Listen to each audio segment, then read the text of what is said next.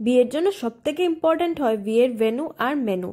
আর কিছুদিন পরই আমার ননদিনীর বিয়ে, তাই বিয়ের ভেন্যু ঠিক করার জন্য আমরা চলে গেলাম সাহা ওয়েডিং হলে। বিয়ের ভেন্যু ফাইনাল করার জন্য অলমোস্ট আমরা 11 জন গিয়েছিলাম। সাহার যে ওনার, উনি ভেবেছিলেন আমরা মনে হয় আলাদা আলাদা ফ্যামিলির থেকে এসেছি। मारो मुझे, मारो मारो मुझे, मारो मारो नहीं, ये मजाक हो रहा है, एक सेकंड यार, मजाक हो रहा है। হলটা আমাদের সবারই পছন্দ হয়েছিল, আর তার সাথে ওনারের রেসপন্স।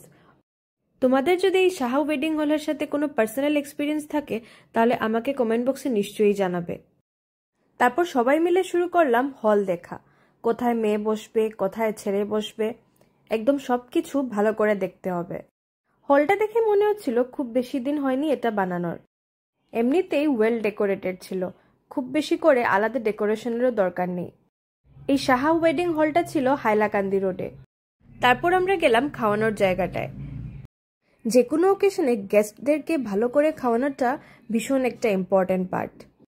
কিছুদিন পর এমনিতে সবাই ব্রাইডকে ছিল, গ্রুমকে ছিল, সব কিছুই ভুলে যায়, কিন্তু এই খাওয়ানোটা সব সময় মনে থাকে।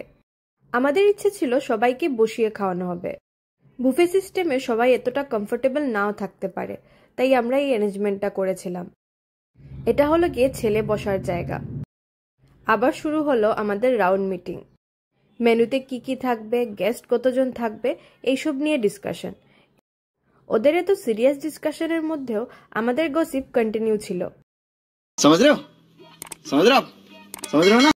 এত খোঁজাখুঁজির পর ফাইনালি আমাদের সবার একসাথে একটা ভেন্যু পছন্দ হলো, তো পার্টি তো বানতা হয়। মিষ্টুর বিয়ে আর ভেন্যু ফিক্স হওয়ার খুশিতে আমরা সবাই মিলে গেলাম পেট পূজা করার জন্য। আর এই যে আমাদের ব্রাইড টু বি, দেখুন কি খুশি, আরে বিয়ে ফাইনাল হয়ে গেছে। ভিডিও দেখে সবাই হ্যালো বলো, হ্যালো।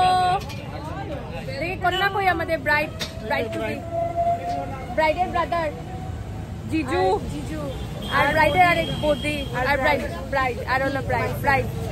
এরপর শুরু হলো আমাদের পেট পূজা। আমাদের যে কোনো অকেশনে পেট পূজা ছাড়া অসম্পূর্ণ। আলাদা করে আর কিছু বললাম না, চেহারা দেখলেই এমনিতেই সব বোঝা যায়।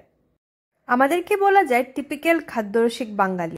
মিষ্টু একদম খুশিতে সবাইকে সার্ভ করছিল যে সবাই মিলে ওর বিয়েটা ফাইনালি ফিক্স করে দিলাম। সব থেকে বেশি এটা ভালো লেগেছে যে আমাদের বাড়ির বড়রাও অনেক এনজয় করেছে। ওদের তো এরকম বেরোনো হয় না, ওরা সবাই একসাথে বেরিয়েছে, বাইরে বসে খেয়েছে, এতেই ওদের অনেক আনন্দ। বিয়ের আগের এই ছোট ছোট মুহূর্তগুলোই সবসময় মনে থাকে। বিয়ের কেনাকাটা, প্রি ওয়েডিং, ওয়েডিং রিচুয়ালস সবকিছুই তো বাকি।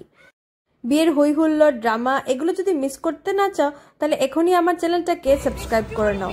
আর যদি ফেসবুকে দেখে থাকো তাহলে ওইখানেও আমার পেজটাকে ফলো করে নিও। দেখা হবে অন্য ব্লগের সাথে। Till then take care, bye by.